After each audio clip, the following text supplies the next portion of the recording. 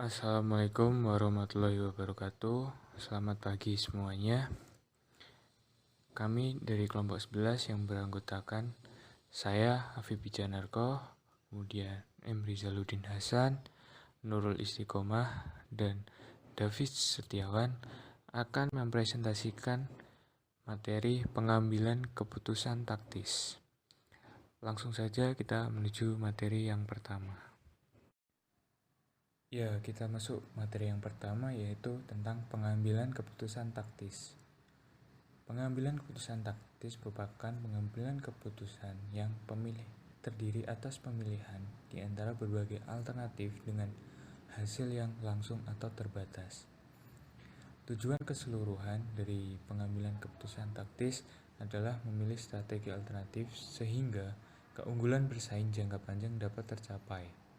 Jadi, pengambilan keputusan taktis yang tepat berarti keputusan yang dibuat tidak hanya mencapai tujuan terbatas, tetapi juga berguna untuk masa yang akan datang. Ya, yang selanjutnya adalah model pengambilan keputusan.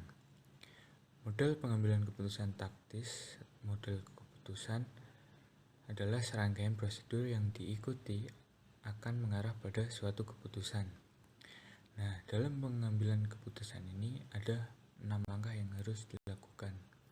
Yang pertama adalah kenali dan mendefinisikan masalah, kemudian mengidentifikasi setiap alternatif sebagai solusi yang layak atas permasalahan tersebut. Yang ketiga, identifikasi biaya dan manfaat yang berkaitan dengan setiap alternatif yang layak. Yang keempat, menghitung total biaya dan manfaat yang tidak relevan dari pertimbangan. Yang kelima, nilai faktor-faktor kualitatif. Dan yang terakhir yaitu memilih alternatif yang menawarkan manfaat terbesar secara keseluruhan. Selanjutnya kita masuk ke contoh pengambilan keputusan taktis. Langkah pertama, kita akan identifikasi masalahnya. Misalnya, meningkatkan kapasitas gudang dan produk. Kemudian yang selanjutnya kita mengidentifikasi beberapa alternatif. Misal, alternatif pertama yaitu membangun fasilitas baru. Alternatif kedua yaitu menyewa fasilitas yang lebih besar, mengalihkan sewa fasilitas saat ini kepada pihak ketiga. Alternatif ketiga, menyewa fasilitas tambahan. Alternatif keempat, membeli barang dan alat pengukur, mengosongkan ruangan yang diperlukan. Kemudian langkah yang ketiga yaitu mengidentifikasi biaya dan manfaat yang berkaitan dengan setiap alternatif yang layak. Misal alternatif 4, biaya produksi variabel sebesar $345.000, sewa gudang $135.000. Kemudian alternatif 5 yaitu harga beli $460.000. Langkah keempat yaitu menghitung total biaya dan manfaat yang relevan untuk setiap alternatif yang layak. Alternatif keempat, total biaya yaitu $480.000, sedangkan alternatif kelima, total biaya $460.000. Jadi terdapat perbedaan biaya sebesar $20.000. Kemudian langkah selanjutnya yaitu nilai faktor-faktor. Pertama yaitu kualitas pemasok eksternal, yang kedua keandalan pemasok eksternal. Kemudian langkah terakhir yaitu membuat keputusan, yaitu terus memproduksi barang dan alat pengukur secara berkala.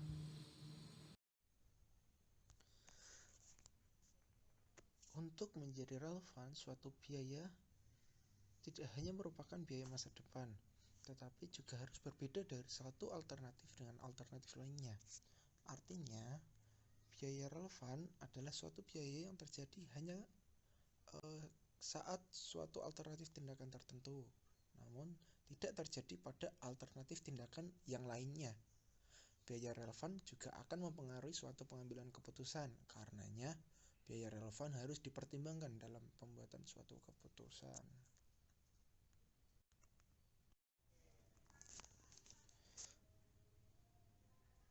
Begini ilustrasi dari biaya relevan. Jadi, semisal alternatif membuat untuk membeli bagi Tidwell, diketahui biaya tenaga kerja langsung yang digunakan untuk memproduksi batang dan alat pengukur adalah sejumlah 150.000 per tahun.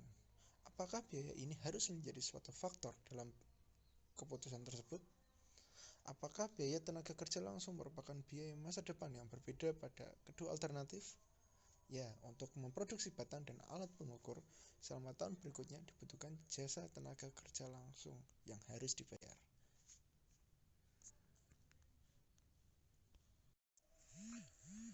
Biaya relevan merupakan biaya yang dapat mempengaruhi pengambilan keputusan. Tapi sebaliknya, biaya tidak relevan merupakan biaya yang tidak mempengaruhi pengambilan keputusan. Oleh karena itu, biaya ini tidak perlu diperhitungkan atau dipertimbangkan dalam proses pengambilan keputusan.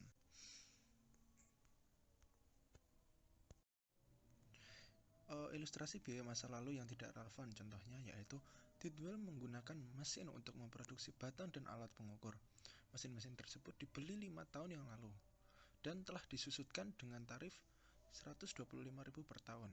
Apakah angka tersebut merupakan biaya relevan? Nah, penyusutan merupakan biaya tertanam, yaitu biaya yang tidak dapat dipengaruhi oleh tindakan apapun di masa depan. Biaya tertanam tersebut adalah biaya masa lalu. Biaya-biaya tersebut akan selalu sama pada setiap alternatif sehingga tidak relevan.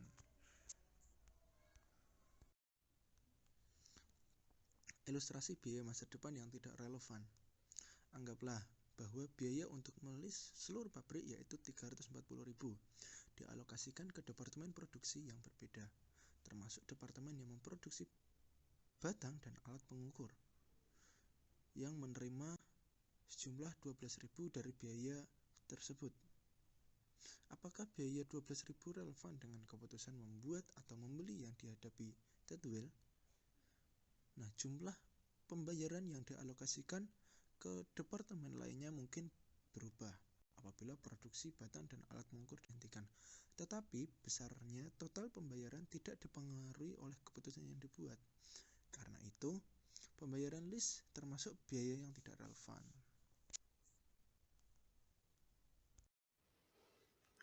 Selanjutnya ada etika dalam pengambilan keputusan taktis.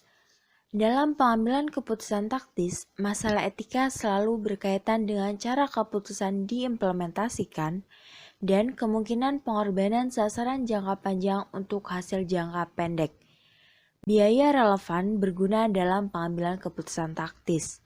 Keputusan yang memiliki gambaran langsung atau sasaran terbatas dalam pikiran. Namun, pengambilan keputusan harus selalu mempertahankan kerangka kerja etis. Sebagai contoh, mem-PHK karyawan untuk menaikkan laba dalam jangka pendek. Hal tersebut dapat menjadi keputusan taktis. Namun, jika manfaatnya hanya untuk menaikkan laba jangka pendek dan tidak ada tanda-tanda bahwa keputusan tersebut mendukung sasaran strategis jangka panjang perusahaan, maka keputusan itu dapat dipertanyakan. Selanjutnya ada relevansi, perilaku biaya, dan model penggunaan sumber daya aktivitas. Perhitungan biaya berdasarkan aktivitas memungkinkan kita bergerak lebih jauh ketika mempertimbangkan biaya variabel yang berhubungan dengan penggerak biaya berdasarkan unit dan non-unit. Kunci utama dalam memahami biaya relevan atau tidak relevan ini adalah bahwa perubahan terhadap permintaan dan penawaran atas sumber daya aktivitas harus dipertimbangkan dalam penilaian relevansi. Jika perubahan dalam penawaran dan permintaan sumber daya terhadap beberapa alternatif menyebabkan perubahan dalam pengeluaran sumber daya, maka perubahan dalam pengeluaran sumber daya merupakan biaya relevan yang harus digunakan dalam menilai keunggulan relatif dari dua alternatif. Selanjutnya ada sumber daya fleksibel dan sumber daya terikat. Yang pertama ada sumber daya fleksibel. Sumber daya fleksibel adalah sumber daya yang mudah dibeli dengan jumlah seperlunya pada saat dibutuhkan. Contohnya seperti listrik. Sumber daya fleksibel digolongkan ke biaya variabel karena digunakan sesuai dengan aktivitas perusahaan. Yang kedua ada sumber daya terikat. Sumber daya terikat adalah sumber daya yang dibeli sebelum digunakan, karena mungkin ada kapasitas yang tidak digunakan itu akan mempengaruhi pembuatan keputusan taktis. Sumber daya terikat ini dibagi menjadi dua. Yang pertama ada sumber daya terikat untuk jangka pendek, adalah sumber daya yang diperoleh sebelum penggunaan melalui kontrak implisit. Biasanya diperoleh dalam jumlah kasar. Contohnya itu seperti penggajian tenaga kerja. Yang kedua ada sumber daya terikat untuk beberapa periode. Adalah sumber daya yang diperoleh di muka untuk kebutuhan produksi selama beberapa periode sebelum tingkat kebutuhan sumber daya diketahui. Contohnya seperti menyewa atau membeli gedung. Berikut adalah contoh aplikasi biaya relevan keputusan untuk membuat atau membeli. Kategori sumber daya yang pertama ada sumber daya fleksibel. Ketika hubungan permintaan dan penawarannya itu sama, maka ketika kondisi permintaannya berubah, relevansinya relevan. Ketika kondisi permintaannya tetap, relevansinya itu tidak relevan. Kategori sumber daya yang kedua adalah sumber daya diperoleh di muka atau jangka pendek. Ketika hubungan permintaan dan penawarannya itu sama dengan kapasitas tidak terpakai, maka jika kondisi kenaikan permintaannya itu kurang dari kapasitas tidak terpakai, relevansinya adalah tidak relevan. Ketika kondisi kenaikan permintaannya itu lebih dari kapasitas tidak terpakai, maka relevansinya itu relevan. Yang terakhir adalah ketika kondisi kenaikan permintaannya itu permanen dan kapasitas aktivitasnya berkurang, maka relevansinya itu relevan. Dan ketika kenaikan permintaannya itu permanen dan kapasitas aktivitasnya tidak berubah, maka relevansinya itu tidak relevan. Kategori sumber daya yang ketiga adalah sumber daya diperoleh di muka atau kapasitas untuk beberapa periode. Ketika hubungan permintaan dan penawarannya itu sama dengan kapasitas tidak terpakai, maka jika kondisi kenaikan permintaannya itu kurang dari kapasitas tidak terpakai, maka relevansinya itu tidak relevan. Dan ketika kondisi kenaikan permintaannya itu permanen, maka relevansinya juga tidak relevan. Dan kondisi yang terakhir adalah ketika kenaikan permintaannya itu lebih dari kapasitas tidak terpakai, maka relevansinya itu keputusan modal. Selanjutnya adalah konsep keputusan taktis dapat digunakan dalam berbagai skenario pembuatan keputusan. Yang pertama ada keputusan membuat atau membeli produk. Manajer sering dihadapkan pada keputusan untuk membuat atau membeli komponen yang akan digunakan dalam proses produksi. Dengan mengidentifikasi dan menghitung biaya relevan yang berhubungan dengan keputusan membuat sendiri atau membeli komponen tersebut, maka manajer mengambil keputusan yang menghasilkan biaya terendah dan memberikan manfaat terbesar. Yang kedua, keputusan meneruskan atau menghentikan produksi. Dalam memutuskan untuk meneruskan atau menghentikan suatu lini produk, manajer juga harus mempertimbangkan berbagai dampak komplementernya. Laporan segmen yang disusun atas dasar perhitungan biaya variabel memberikan informasi yang berharga. Perhitungan biaya relevan akan membantu menggambarkan bagaimana informasi tersebut harus digunakan. Yang ketiga, keputusan terhadap suatu pesanan khusus. Perusahaan sering mendapat kesempatan untuk mempertimbangkan pesanan khusus dari calon pelanggan dalam pasar yang dilayani tidak seperti biasanya. Oleh karenanya, manajer harus memutuskan apakah akan menerima atau menolak pesanan khusus tersebut. Yang keempat, keputusan menjual atau memproses produk lebih lanjut. Keputusan penting harus dibuat manajer mengenai apakah akan menjual atau memproses lebih lanjut produk gabungan setelah titik pemisahan. Dalam membuat keputusan, biaya yang dikeluarkan sebelum titik pemisahan tidaklah relevan. Biaya yang relevan adalah pendapatan yang akan diterima dan biaya yang harus dikeluarkan jika produk diproses lebih lanjut. Yang terakhir adalah keputusan bauran produk. Setiap bauran produk mencerminkan suatu alternatif yang mengandung tingkat laba terkait. Seorang manajer perlu memilih alternatif yang memaksimalkan total margin kontribusi. Selanjutnya ada sumber daya dengan satu kendala. Sumber daya dengan satu kendala merupakan hal yang tidak realistis. semua organisasi akan menghadapi banyak kendala. Berikut adalah contoh dari sumber daya dengan satu kendala. Misalnya, setiap personeling dibuat oleh mesin khusus. Perusahaan memiliki 8 mesin yang secara bersama menyediakan 40.000 jam waktu mesin per tahun. Personeling X membutuhkan 2 jam waktu mesin, sedangkan personeling Y membutuhkan 0,5 jam waktu mesin. Dengan asumsi tidak ada kendala lainnya, berapakah bauran optimal personeling tersebut? Karena setiap unit X membutuhkan 2 jam waktu mesin, maka didapat 20.000 unit yang dapat diproduksi setiap tahun. Dan harga $25 per unit, maka total margin kontribusinya adalah sebesar $500.000. Di lain pihak, personeling Y hanya membutuhkan 0,5 jam waktu mesin per unit. Jadi jumlah yang mampu diproduksi adalah 80.000 unit. Dengan harga $10 per unit, total margin kontribusi personeling Y adalah $800.000. Dengan hanya memproduksi personeling Y, perusahaan menghasilkan tingkat laba yang lebih tinggi daripada hanya memproduksi personeling X. Meskipun margin kontribusi per unit X adalah 2,5 kali lebih besar dari margin kontribusi per unit Y. Maka, produk yang menghasilkan margin kontribusi tertinggi per jam mesin harus dipilih. Personeling X menghasilkan $12,5 per jam mesin, sedangkan personeling Y menghasilkan $20 per jam mesin. Jadi, bauran optimalnya adalah 80.000 unit personeling Y dan tidak ada untuk personeling X. Setiap perusahaan selalu menghadapi sumber daya dan permintaan yang terbatas. Keterbatasan ini disebut sebagai kendala. Mungkin semua perusahaan atau organisasi di masa depan atau sekarang banyak menghadapi kendala seperti keterbatasan bahan baku, keterbatasan dalam input tenaga kerja, keterbatasan permintaan akan setiap produk, dan seterusnya. Solusi dari masalah bauran produk dengan banyak kendala tersebut jauh lebih rumit dan mensyaratkan penggunaan teknik matematika khusus yang dikenal sebagai pemrograman linier. Penetapan harga. Harga produk dalam perusahaan itu adalah hal yang paling penting.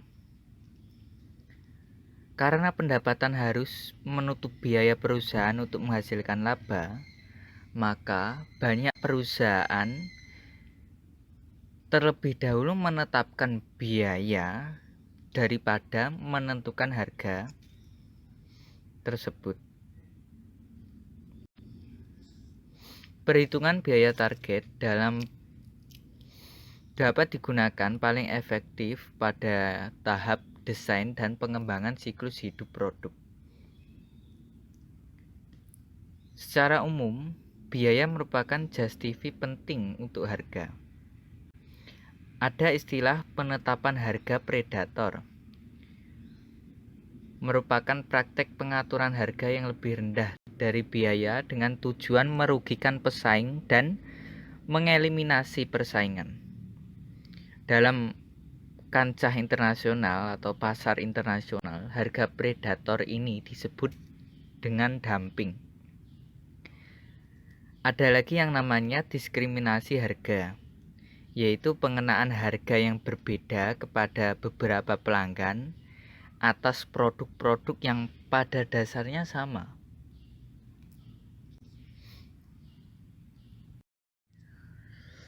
Ada istilah